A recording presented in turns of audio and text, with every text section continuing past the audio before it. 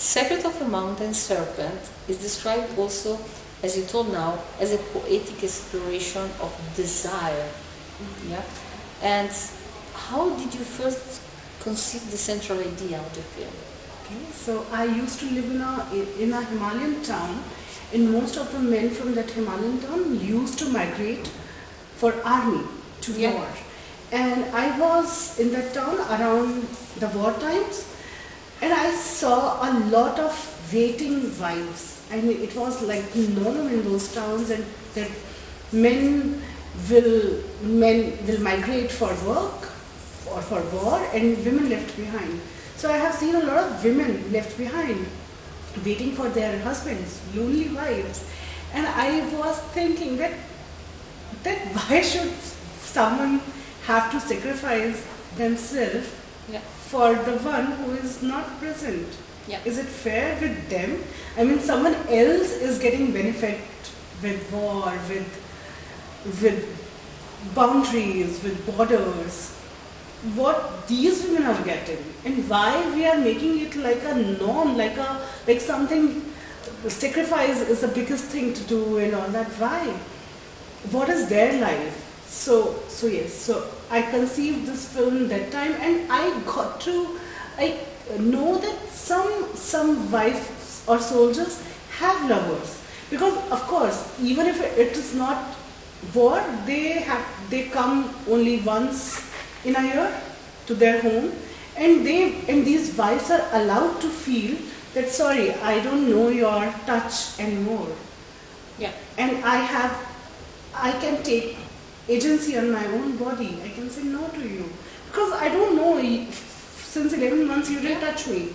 So how can you suddenly come and start to touch me? I say no to this. So yes, so I got this idea from 10 years back.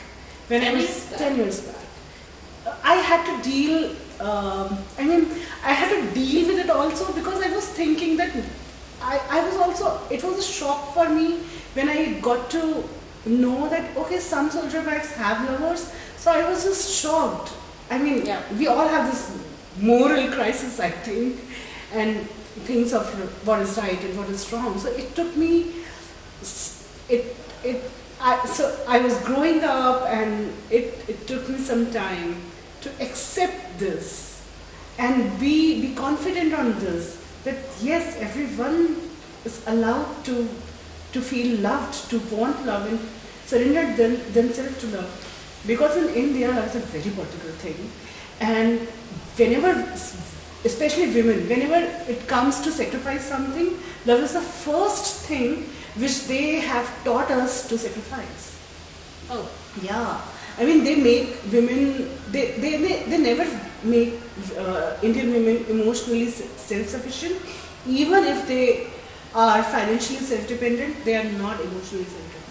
Oh. Boys are opposite. They are strong and everything. Emotionally also, they are very focused on their work. But women, they don't grow women to be some professional.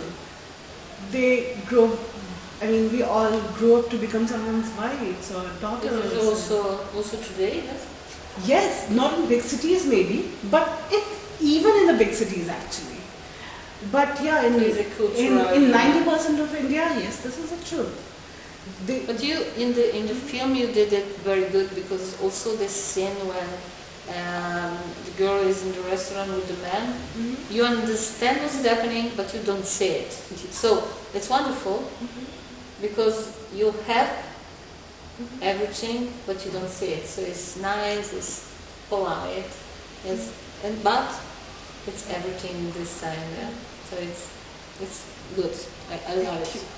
Yeah, and there was a special things that you were looking in the cast when you did it. Oh, so my main lead is Adil Hussain. He's an international actor. You must have seen him in many international films with Andy and everything.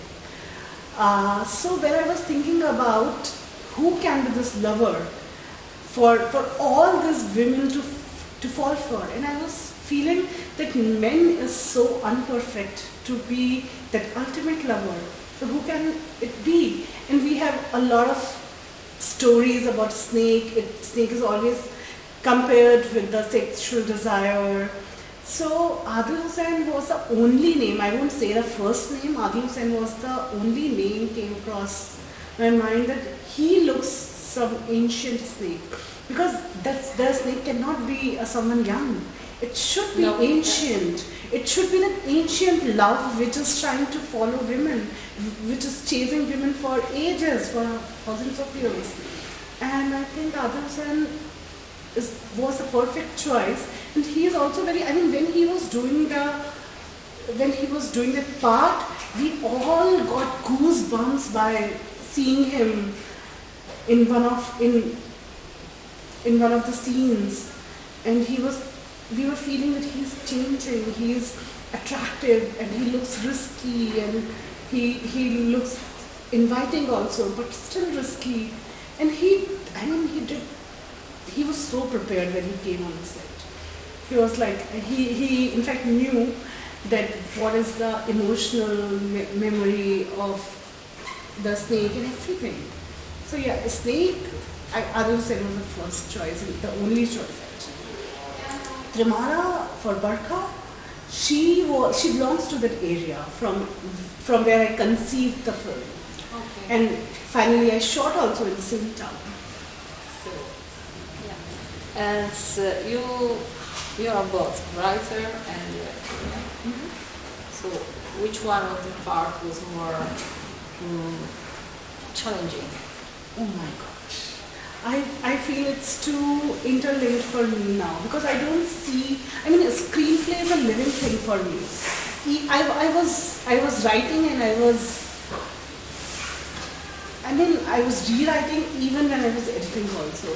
So I think a script is the process which goes on.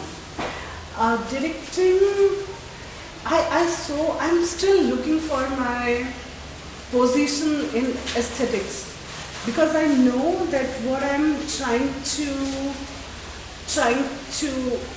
do with my cinematic language, it doesn't come from the very popular medium. It has something different, and I want to experiment more in that, so I can also find my cinematic language, like Wong Kar-wai have, like Apsara Thong have, Simon Yang have, Fellini have. I mean, they all have their unique cinematic language. Last question is, what do you think the European, what do you think the European audience will hear from your film? I don't know what they will perceive. I always see films as like we are on a beach and we see the sea and we all watches it through our insight. So I mean, maybe different people will get different things, but I want people to take it as an anti-war film, because it is an anti-war film, because I'm watching the war through the left behind vibes, through the eye of the left behind vibes, and there is none of those masculine things, that power game of guns and bombs and everything, but there is, so there is a war in Gaza right now, but how do you feel it here? So it's like that. So I want to take it, I want people to take it as an anti-war film, I want people to take it as a women film, about like a feminist film, but there is a risk also, because usually what people do, they put this kind of film in a different bouquet, like, okay, it's a feminist film, it's a women's film, like, it's like, okay, this is only for women, especially in India. Yeah? Yeah. I mean, there is a concrete wall between art cinema and popular cinema. And it's really hard for directors like me to... So you have a feminist film? Yeah, it's a feminist film. You are a girl, so you're also a girl director. Yeah. So what do you think the Indian industry Okay. So Indian industry is really very big. Very big and very powerful, but it's all men-centric industry. We have only 3 or 4 women directors, and sets are very, very, very patriarchal.